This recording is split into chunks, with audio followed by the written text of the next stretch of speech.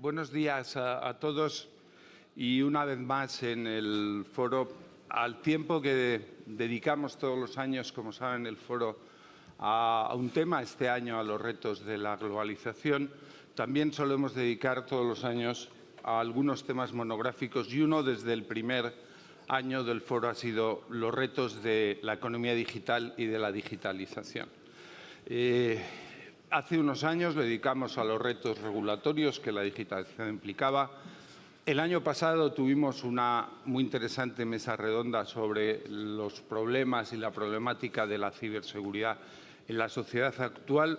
Y quiero recordarles que en el primer foro La Toja, hace ya 5 años, y cuando el tema no estaba nada de moda, le dedicamos una mesa redonda a la inteligencia artificial y sus retos. Este año vamos a estar enfocados en la discusión de uno de los problemas centrales en el desarrollo de la economía digital, como es el de los datos y su relación con la inteligencia artificial.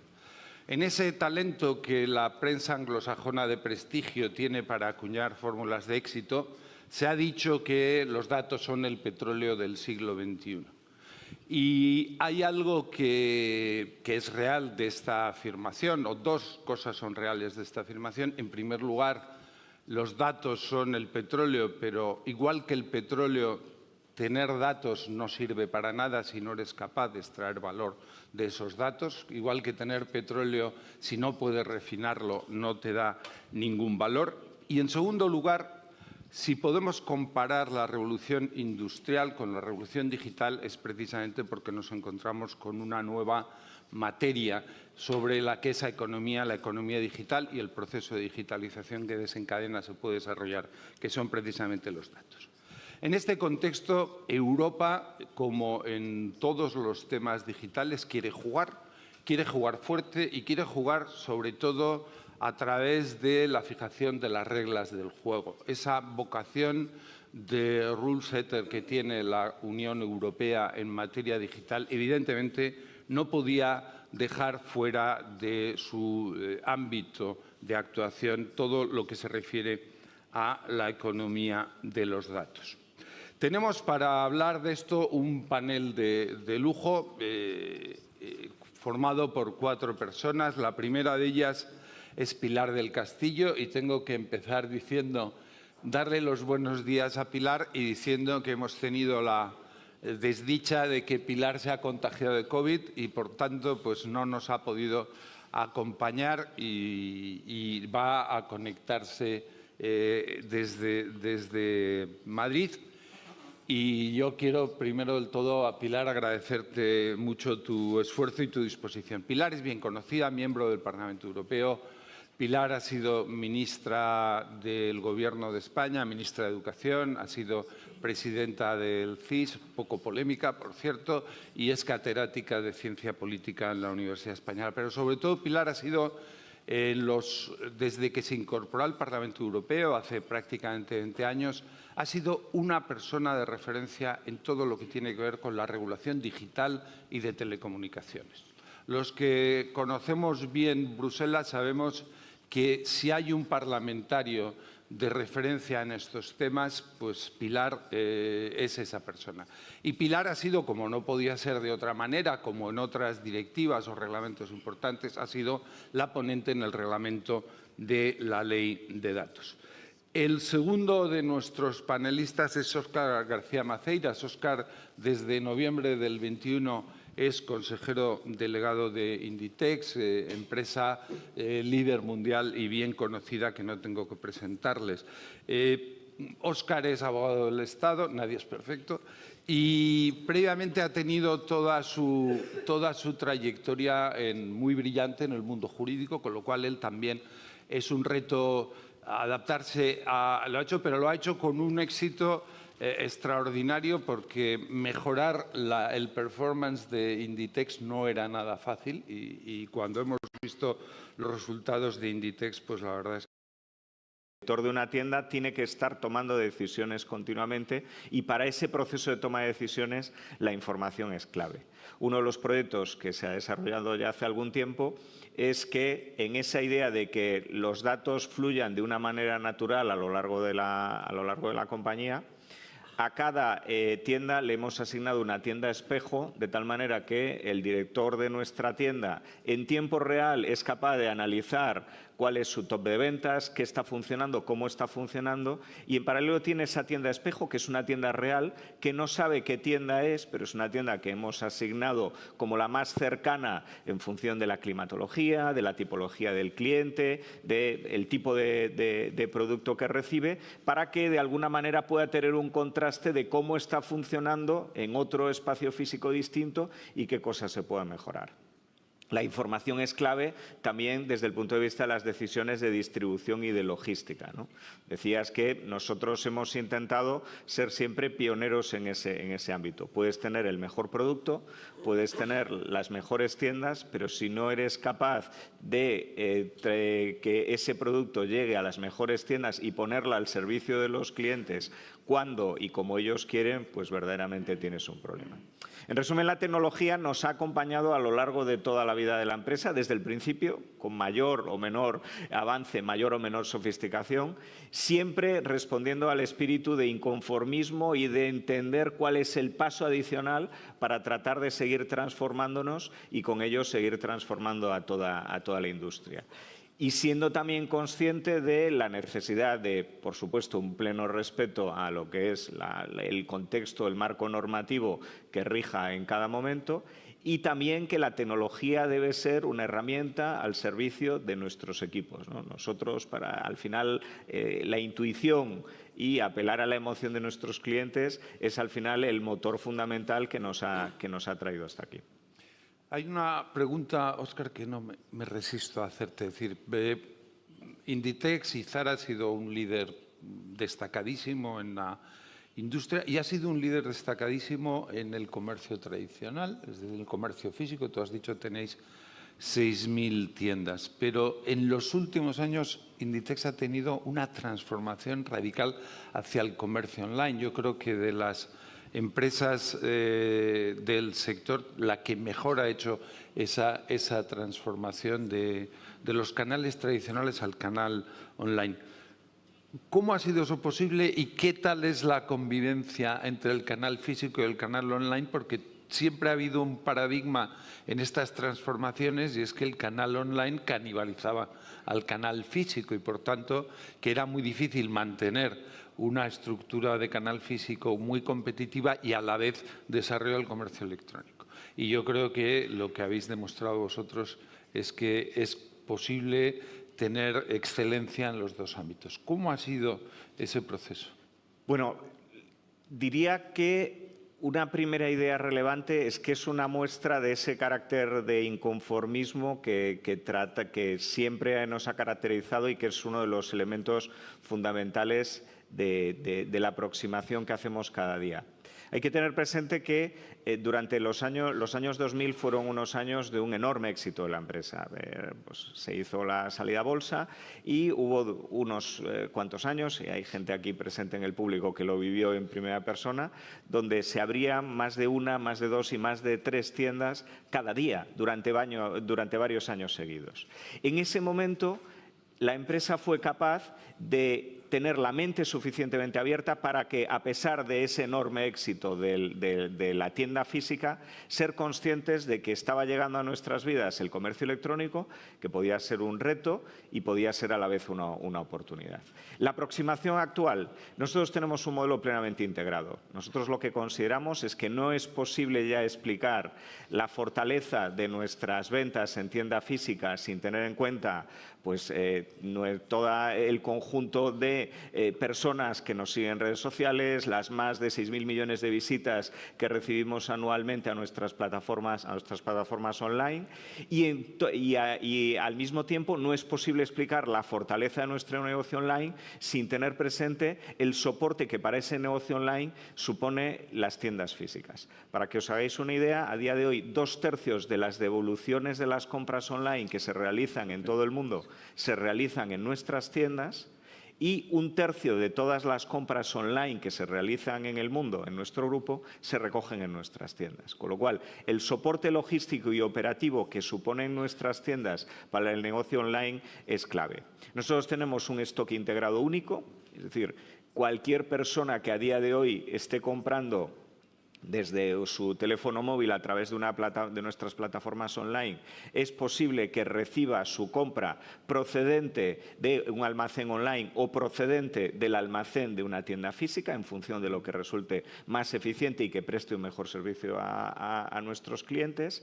Y, de alguna manera, el viaje, eso que es el Customer Journey, el viaje de compra de nuestros clientes, indistintamente puede empezar en una plataforma online y terminar en tienda física, puede empezar visitando la tienda, probándose incluso el producto, pero comprándolo desde casa, y entonces, en consecuencia, la aproximación y creemos que uno de los secretos de los resultados que se están obteniendo fruto de ese modelo integrado es que nosotros somos absolutamente agnósticos, y la venta y el triunfo y el éxito es el triunfo de esa venta con independencia del canal en que se haya generado y el canal en el que finalmente se perfeccione esa operación.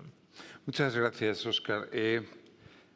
Hasta ahora hemos hablado de la regulación, hemos hablado de cómo una empresa puede utilizar los datos para ser exitosa en su negocio, pero ahora yo le voy a pedir a Alex que eche agua a este vino y que nos hable de cuáles son los riesgos que están asociados a esa política de datos de las empresas y a la utilización de los datos ciudadanos. Luego hablaremos de computación cuántica y de inteligencia artificial, específicamente en lo que se refiere a los datos, Alex.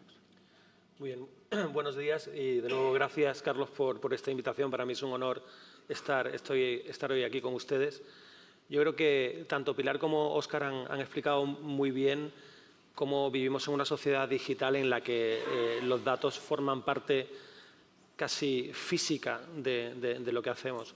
Hay otra cara de la moneda, menos conocida, muchas veces simplificada, que es la asociada a la seguridad de esos datos o a la utilización criminal de esos datos, ¿no?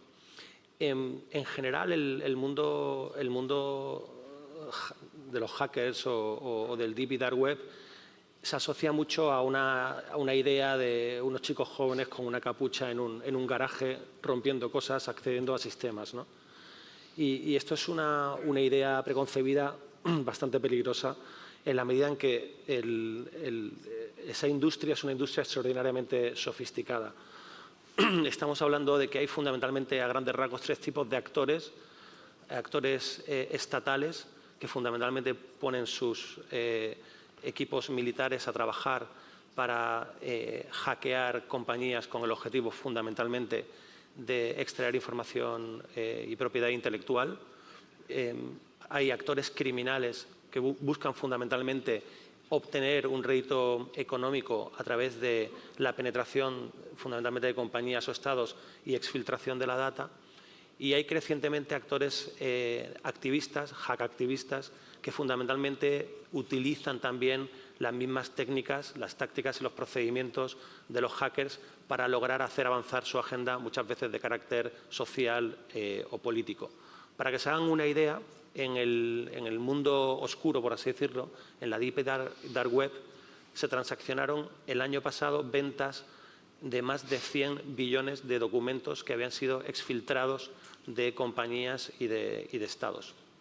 ¿Esto qué quiere decir? Esto quiere decir que hay toda una economía sumergida, oculta, criminal, que busca, de alguna forma, extraer valor de los datos con unos objetivos que pueden ser estatales o que pueden ser criminales. ¿Cuáles son los objetivos que buscan? Bueno, pues ya creo que lo he enunciado de forma general.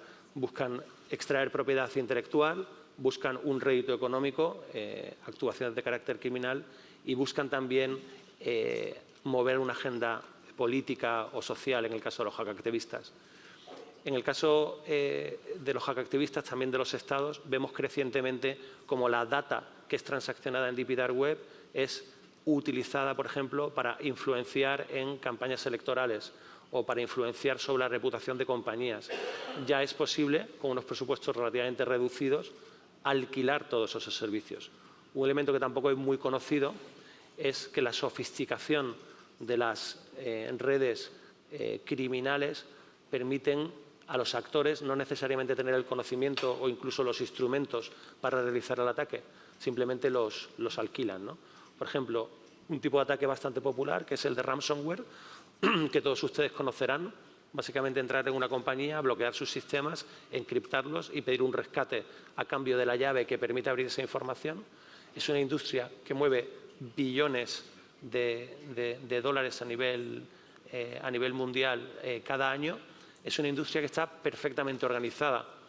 Hay grupos que se dedican a crear el software, lo alquilan, otros grupos alquilan ese software y lo sitúan dentro de una compañía, otros grupos se encargan de negociar la extorsión, etcétera, etcétera, etcétera. Es decir, es una cadena de valor similar a la de una compañía como podría ser Inditex, pero una cadena de valor maligna en el que cada uno juega sus distintos roles.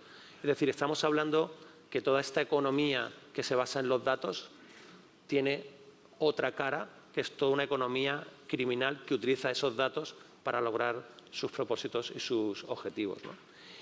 Y vamos a hablar luego, yo creo, Carlos, de estos temas, ¿no? Pero no podemos verlo, esta industria criminal no la podemos ver solo desde el punto de vista de esos datos. Esa industria es muy sofisticada en el uso de la inteligencia artificial y es una industria que se va a transformar de forma significativa con todo lo que es la inteligencia artificial generativa, y en los próximos años, quizás en una edición dentro de 10, 15 años, estaremos hablando de quantum computing y el impacto que quantum computing va a tener sobre esa industria criminal. Todas las compañías, todos los gobiernos protegen sus datos, encriptan la información. Ya sabemos que hay actores malignos que están robando esa data encriptada. La pregunta es, si no la pueden abrir, si no la pueden leer porque está encriptada, ¿por qué roban esa información? Y la razón fundamental es porque saben que en 10, 15 años con quantum computing, si la información no se encuentra correctamente encriptada o incluso con algoritmos de encriptación fuertes a día de hoy, esa data va a poder ser abierta y va a tener un valor extraordinario en 10 o 15 años, por ejemplo, para un gobierno. Así que estamos, por supuesto, con los datos generando unas capacidades, unas potencialidades, desarrollando unas industrias de una forma extraordinariamente exitosa, pero tenemos que ser conscientes que hay, y especialmente Pilar, yo creo que desde el punto de vista regulatorio se están haciendo avances muy, muy importantes, pero tenemos que ser conscientes de que hay toda una cara oculta, hay toda una economía criminal que parasita esos datos y los utiliza con fines totalmente malignos. Muchas gracias. No sé si DarkSide, que es el líder de la delincuencia en materia de ciberseguridad, tiene como Inditex 6.000 tiendas. Sospecho que no, que tiene una estructura muy distinta. Let's move now to Chris. Chris, Pilar has shared with us the European vision nos ha hablado de la visión europea de los datos y la función de los datos en la economía, así como la reglamentación. Una reglamentación que es muy necesaria para aprovechar al máximo todas las posibilidades de los datos a favor de la economía europea. Pero, Chris, ¿cuál sería la visión en los Estados Unidos en cuanto a la regulación de los datos? ¿Y cuál es la postura de Google para entender la normativa europea también sobre la ley que nos ha explicado Pilar? Muchísimas gracias por la pregunta y por la invitación. Gracias a todos los que están en esta sala por la energía y el dinamismo que transpira esta conferencia. Es impresionante. Yo creo que son los mejores. He de decir que trabajo en DC, pero mi mujer les dirá que yo vivo en un avión. ¿Y qué quiere decir con eso? Pues que estoy por todas partes en conferencias, reuniones, y este foro en concreto ha sido impresionante a la hora de reunir a distintas personas para que tengan un diálogo sincero y directo. Es un honor estar aquí. Gracias. En cuanto a la pregunta, pues me gustaría empezar dando un contexto quizás un poco superior. ¿A qué me refiero? A la mesa redonda anterior, impresionante, me encantó. Espero poder hablar con todos ustedes después, de manera personal. Los datos, la inteligencia artificial, no son un sector, no son lo que se llama industria. Ni siquiera son cosas en sí mismas, más allá de herramientas. Y de eso estamos hablando aquí. Estamos hablando de herramientas y de cómo se utilizan esas herramientas. Y esa es la parte más importante, el cómo. No es usarlas por usarlas, no es así. Se trata de utilizarlas para que mejore la industria de la aviación. Los datos, la inteligencia artificial, ¿pueden resolver los problemas de combustible sostenible que hemos oído hablar antes? ¿Podemos reducir la cantidad de los que utilizan inteligencia artificial? Sí, en Estados Unidos en un 50%. Con inteligencia artificial se ha reducido el uso de combustibles tradicionales. Es una herramienta que puede utilizar el sector energético. También hemos escuchado que es una herramienta que la industria textil, de la moda, está utilizando. La pregunta, de verdad, sería, ¿qué país va a darse cuenta primero de que no se trata de los datos en sí, que no se trata de la inteligencia artificial en sí, se trata del cómo utilizamos esas herramientas para que mejore la economía y para que la vida de los ciudadanos mejore también? Ahí está la magia, es la magia que podemos extraer de esta herramienta. ¿Por qué no España? Eso es lo que nos podemos preguntar. ¿Por qué no España? Porque no hay ningún país que haya acertado todavía. Y he viajado, viajo mucho. Y hasta el momento ningún país lo ha desentrañado. ¿Por qué no España? Los elementos, las piezas, ya lo hemos escuchado, están disponibles. Tienen sectores tradicionales sólidos que entienden la capacidad de utilizar estas herramientas. Y siempre y cuando el gobierno está en línea con todo esto, esté en sintonía, entonces se puede ir rápidos y ser de los primeros en responder. De hecho, yo diría que la competencia principal no sería ni los Estados Unidos, porque esto me lleva a la pregunta. Sería más bien Japón. Japón se ha dado cuenta de todo esto. Japón se está esforzando de manera clara y deliberada para capacitar a las industrias que ya tiene y que maximicen el uso de los datos y de la inteligencia artificial. Han plantado la bandera y han dicho, por aquí vamos. En el caso de los Estados Unidos, y esto tiene que ver con la pregunta que se me ha hecho directamente, pues lo que nos estamos encontrando es un acuerdo general, un esfuerzo federal para intentar proteger los datos y la confidencialidad de los mismos. Y hay una alineación, una armonización en todo esto. Pero, hombre, el demonio se esconde en los detalles. Así que cuando hablamos de progreso, es difícil ver esto a nivel federal. ¿Por qué? ¿Qué quiero decir? Pues legislación, independientemente de lo que Google pida, de manera directa, va a ser un tiempecillo antes de que llegue esa legislación al Congreso estadounidense. Y así es como estamos en los Estados Unidos. Sí que hay una armonización, sí que posiblemente en el próximo periodo electoral haya nuevas leyes, algunas industrias, algunos segmentos sí alineados, pero todavía queda por hacer, todavía nos queda por avanzar y tendríamos que hacerlo rapidito. Japón.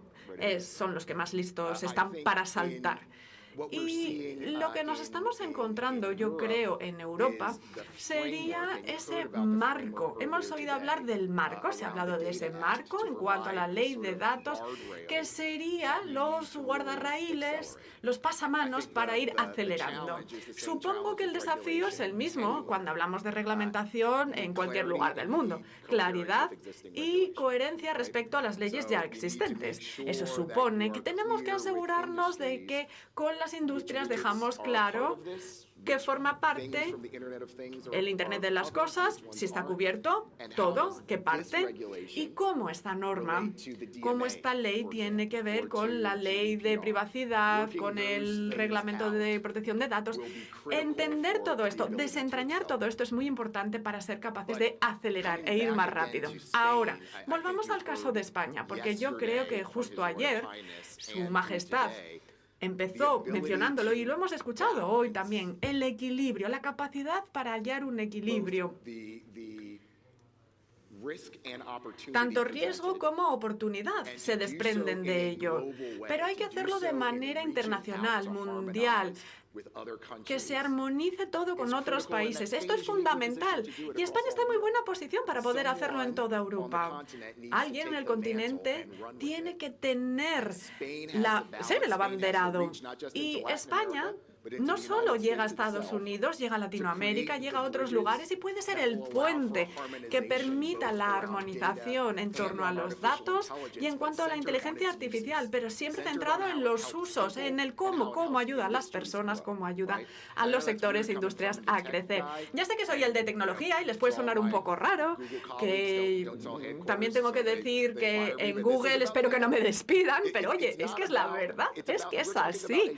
Estamos hablando de una herramienta que ayuda a las personas y a los gobiernos a conseguir sus objetivos. ¿Quién se va a centrar primero en aprovecharla como herramienta para conseguir los objetivos? Mientras que al mismo tiempo se aseguran de que no estamos dando poder al lado oscuro. Gracias. Pues sí, creo que es muy importante. Óscar lo mencionaba ya antes, tú también. Alex también hablaba de esos malos, ¿no? Pero bueno, creo que entender a esa gente debería estar en el centro de la utilización de la tecnología. Creo que es relevante y quisiera señalarlo así. Bueno, pasamos al segundo tema del debate de hoy, la inteligencia artificial y la inteligencia artificial conectada con la utilización de datos. Muy brevemente, Chris. ¿Cuáles son las oportunidades de esta economía de los datos en relación con la inteligencia artificial y cómo puede Europa sacar ventaja de estas posibilidades? ¿Podrías darnos también algunos ejemplos de Estados Unidos que, en donde se haya sacado ventaja de la utilización de la inteligencia artificial? Rápidamente, por favor. Sí, y bueno, en mi última respuesta ya entraba un poquito en ese detalle. Se trata de cómo empoderar a otros segmentos, ¿no? El ejemplo de las aerolíneas americanas y esa reducción del 50% de controles, por ejemplo. Se trata, pues, por ejemplo, de en Nueva York, pues algunos lugares que utilizan la inteligencia artificial para decidir y ver qué elementos hay que sacar, por ejemplo, y ver cómo se puede actuar de manera más rápida. Se trata, por ejemplo, de algunos otros lugares del mundo en el que se utiliza la inteligencia artificial para ver, pues, por ejemplo, cómo se puede, pues, unos conductos determinados, trabajar con ellos mejor para hacerlos más efectivos. En Ghana también, por ejemplo, donde se utiliza cierta tecnología y se puede tener, pues, una maquinaria para hacer un diagnóstico en toda Ghana y dar, pues eso, un diagnóstico rápido sin que haya un gran retraso. Ese es realmente el poder. En todos estos lugares en los que se ha empleado, no solo en Estados Unidos, sino en el resto del mundo, ahí está la clave. Y lo que he dicho antes, ¿qué país se va a dar cuenta de que esto es lo importante? ¿Cómo construir nuestra economía alrededor de esto? Esta herramienta que nos empodera y que empodera a todo lo que está a nuestro alrededor. La inteligencia artificial, y vamos a volver a jugar a esas dos partes, la oportunidad y el riesgo. Óscar, ¿cuál es el papel que en el futuro en una empresa como Inditex va a desempeñar el uso de la inteligencia artificial? Nosotros consideramos que el papel, y lógicamente va a ser fruto del esfuerzo y de la colaboración de todos, va a ser un papel positivo, un papel de apoyo a nuestros equipos, un papel de mejora en el proceso de toma de decisiones, de acompañamiento en ese proceso de toma de decisiones. Para ello, pues, estamos desarrollándonos tanto internamente como colaborando con otros actores. Formamos parte de Indesia junto con otras empresas muy relevantes del ecosistema empresarial español.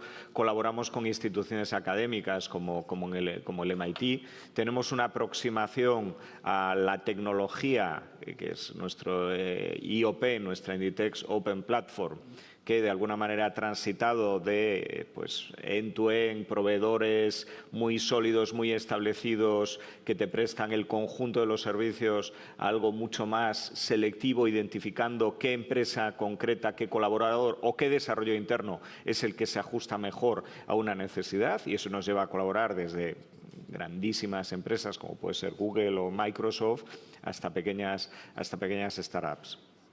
En el plano interno estamos desarrollando proyectos, hemos desarrollado un playground, un sandbox con nuestra propia información en un entorno seguro para que nuestros equipos vayan identificando todas las oportunidades que puede ofrecernos la inteligencia artificial, ¿no? Pero desde esa aproximación que creemos que va a ser algo y está siendo algo positivo, está siendo algo, y creo que es algo que está presente en la intervención de todos nosotros, que no va a reemplazar la inteligencia humana, que va a acompañar, va a potenciar, va a favorecer, va a ser una gran oportunidad para nuestros equipos.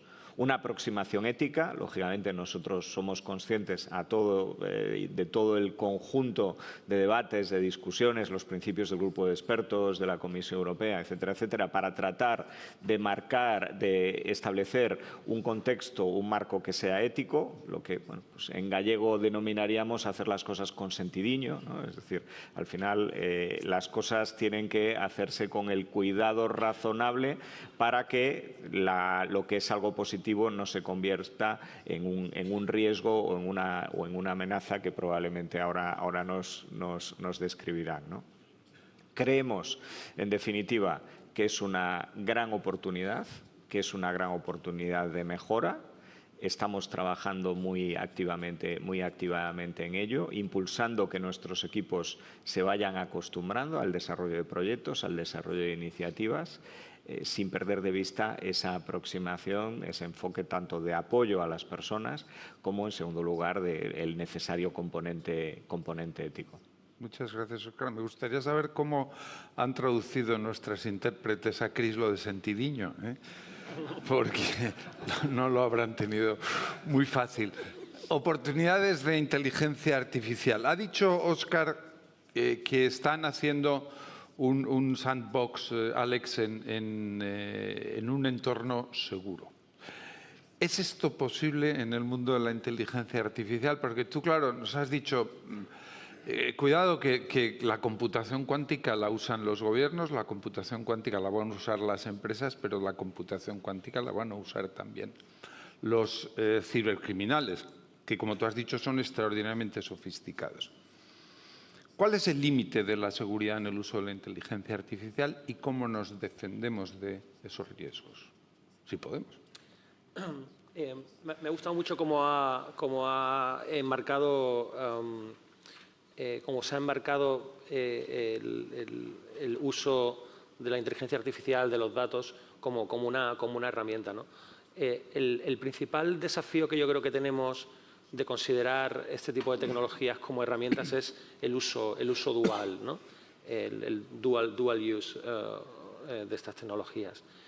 Y en el caso particular de la ciberseguridad, voy a comentar algo que tampoco, no sé si es muy conocido, pero la ciberseguridad es una industria relativamente pequeña. Hay unos 3 millones de especialistas a nivel mundial. Hablo desde el punto de vista de personas, ¿no?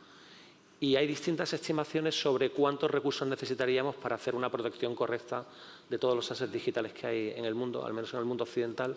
Hay un análisis muy interesante del World Economic Forum que establece que faltan en torno a unos 2,7 millones de especialistas. Es decir, hay básicamente tanta gente trabajando en ciberseguridad como gente necesaria, ¿no? Estoy seguro que en Inditex, como en muchas otras compañías, tenéis una gestión del talento espectacular. Y estoy seguro también de que reclutar perfiles de este tipo es cada vez más complejo, ¿no? De hecho, fijaros si es complejo, que también es complejo para los malos. Los malos, y esta es una industria también muy particular, hay compañías de ciberatacantes especializadas en reclutar gente dentro de compañías. Ofrecen entre 3 y 6 veces lo que les podemos pagar cualquier compañía normal, un sueldo de mercado. Estamos hablando de que hay atacantes que están ofreciendo de forma segmentada para atacar a una compañía, a empleados de esa compañía les ofrecen... Y además libre de impuestos, ¿eh? Sí, Bitcoin. Les ofrecen entre 25.000 y 50.000 dólares a la semana por realizar algún tipo de acción concreta que les facilite el ataque, ¿no? ¿Por qué cuento esto? Cuento esto porque la inteligencia artificial, desde el punto de vista del atacante, representa varias oportunidades, ¿no? La primera es la de la automatización. Estamos viendo cómo los atacantes están utilizando, igual que una compañía utilizaría la inteligencia artificial para amplificar las capacidades de sus empleados, estamos viendo cómo utilizan la inteligencia artificial para amplificar las capacidades de sus atacantes, ¿no? Y hay especialmente un área que me parece muy interesante, también en torno a un concepto, yo creo que es muy sencillo, pero del que se habla poco, que el negocio de la ciberseguridad es un negocio de la confianza. ¿Qué quiero decir con esto? Que cuando un atacante normalmente intenta penetrar una organización, lo hace intentando suplantar una identidad, intentando hacerle creer a alguien algo. Es decir, juegan de una forma muy habilidosa con la confianza que como humanos depositamos en un email, en un mensaje, ¿no? La inteligencia artificial, especialmente la inteligencia artificial generativa, va y permite ya suplantar la voz, suplantar a través de imágenes creadas con inteligencia artificial la realidad. Llevamos mucho tiempo advirtiendo a muchos de nuestros clientes y compañías que, por ejemplo, los audios de las investors calls, ¿no?, son una fuente de inteligencia brutal para entrenar algoritmos que puedan reemplazar la voz de un consejero delegado o de un presidente. Esto es algo que sonaba ciencia ficción, pero ya hay casos documentados donde la inteligencia artificial ha sido entrenada con la voz del CEO de una compañía para reemplazar en un mensaje a su director financiero la identidad real del CEO.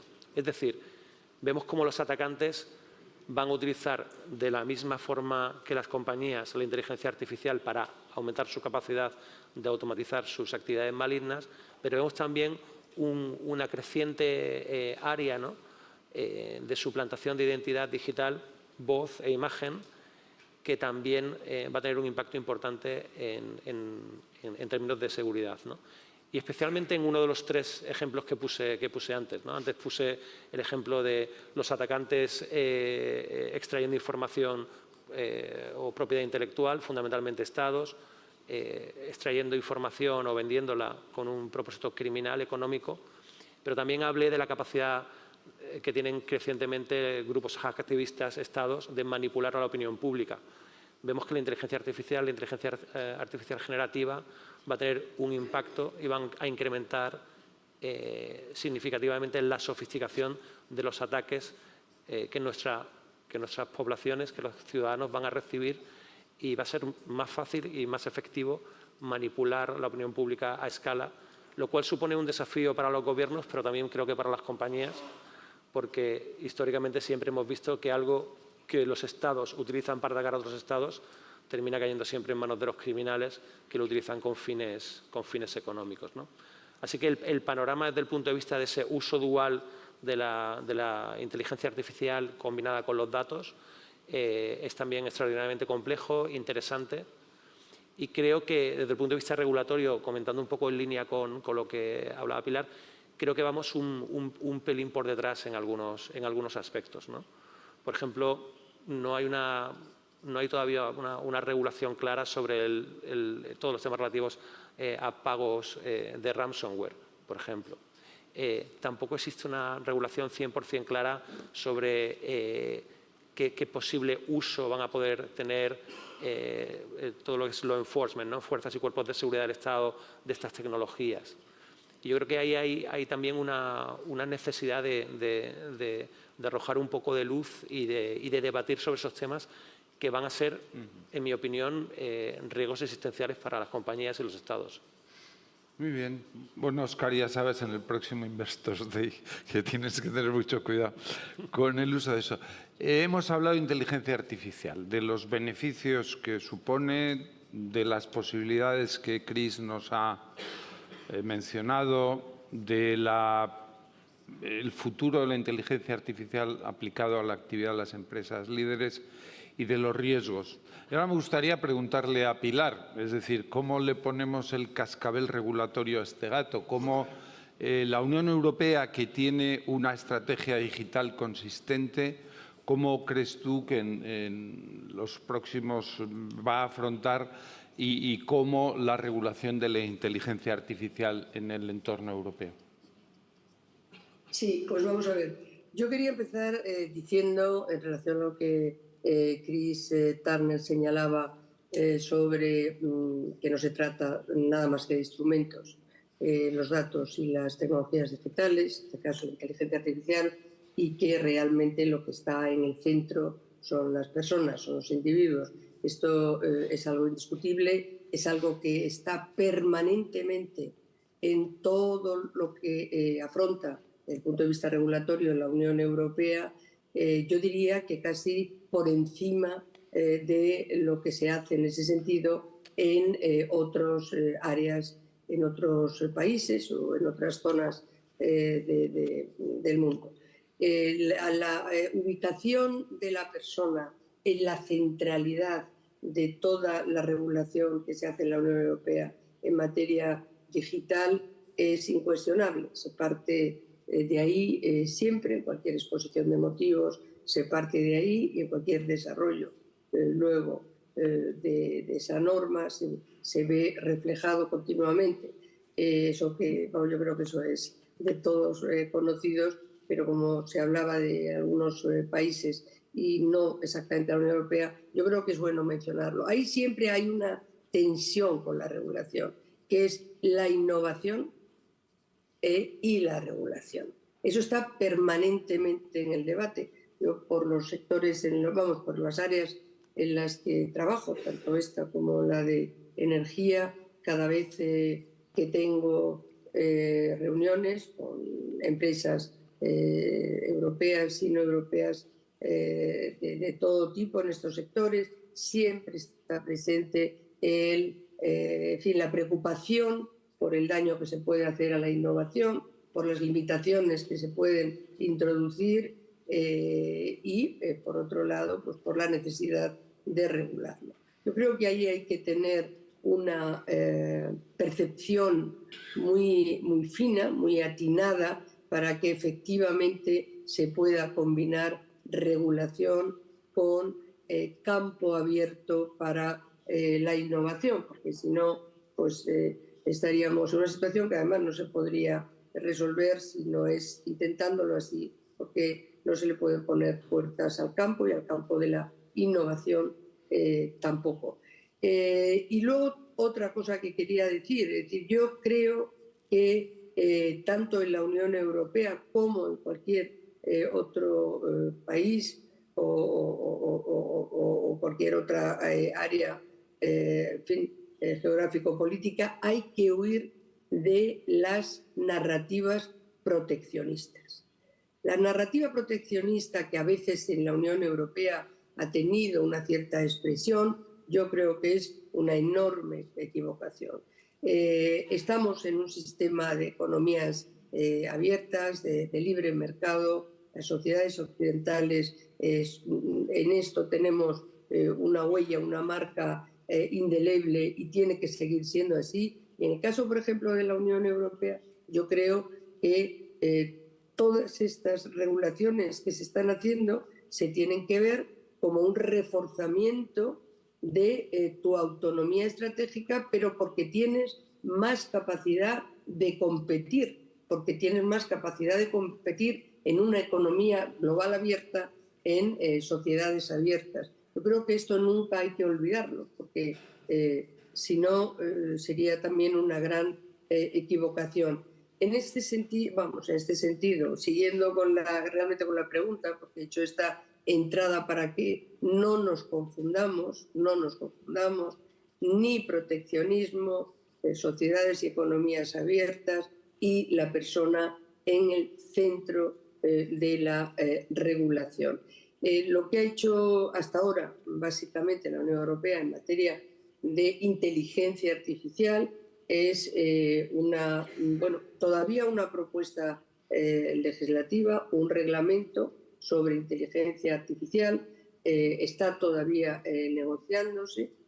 Yo confío en que se pueda acabar durante la presidencia española, pero de momento no hay todavía acuerdo entre Parlamento y Comisión, y Consejo, y básicamente lo que hace es regular en función del riesgo que los sistemas de inteligencia artificial aplican cuando se trata de seguridad y derechos fundamentales. Hace una escala de un riesgo inadmisible, de un riesgo muy alto, de un riesgo con carácter mediano en cuanto a posibilidades de afectar aspectos fundamentales o derechos fundamentales y de muy bajo riesgo. La mayoría de las áreas están dentro del bajo riesgo, pero según el riesgo es más alto, se va produciendo una serie de exigencias, de obligatoriedad, de trazabilidad, de transparencia mayor y mayor. Esta es la legislación de estos últimos años, porque como tal casi es la primera, porque antes ha habido algunas otras aproximaciones, pero que no han llegado a ser regulación, y es una regulación en función del riesgo para derechos fundamentales, como digo, y para seguridad. Pero todo tiene su blanco y su negro, y aquí tampoco hay que olvidar un aspecto que me parece crucial, que son, bueno, dos. Uno, la necesidad de formación en materias STEM, que son fundamentales, pero segundo, la necesidad también de tener una formación, además de esta formación tecnológica, hay que tener una capacidad de pensamiento, de juicio crítico, porque el individuo está aislado, se enfrenta solo a estos cambios y tiene que reforzarse esa capacidad de análisis y de pensar críticamente. Y en ese sentido, yo creo que además de tener una buena formación tecnológica y una buena formación en matemáticas, etcétera, y las otras materias que componen el concepto STEM, hay que tener una buena formación en humanidades, porque es un complemento más que nunca, más posibilidades que si por el contrario tienes esa capacidad básica de análisis y de pensamiento crítico.